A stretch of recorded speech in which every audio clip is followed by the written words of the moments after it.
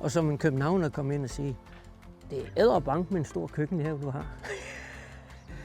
Eller også, og jeg elsker de der københavnere, fordi de har en forstand på en skid, men de er festlige. Vi har aldrig haft så travlt, siden vi startede i 80'erne. Jeg ved ikke, hvad der er gået galt. Det er helt fantastisk. Prøv at se her. Se der. Det er fuld af liv.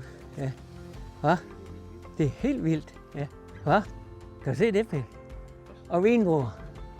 Altså, det er arbejdet som at komme sydpå. Det betyder alt. Det er hele mit liv. Siden vi bygger op der i 80'erne. Jeg er kommet dertil, at det skal ikke vokse mere. Altså, det skal blive større. Det er at sælge igennem gårdbutikken, og så til de restauranter, vi har. Det er nok. Er på tv?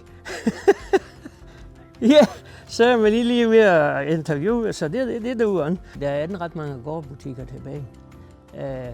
Og det er en stor turistattraktion, specielt for tyskerne er helt vild med. Der kan du se, der hænger agurkerne, og der er nogen, der er bestilt til i morgen. Prøv at se her. Se. For sætter. Vi har faktisk en tysk ung familie, der kommer med 2 små børn hver dag i 3 uger. Og børnene siger, at det første det er, at vi skal op på bondegården, og de Bahnhof. Og så kommer de, så samler de æg ind ved hønsen og vakler. Og så plukker de noget græs til kaniner. Det er deres ferie. Prøv lige at... Ja, også. Altså, sådan nogle oplevelser, det er jo noget værd. Det er fuldstændig magisk.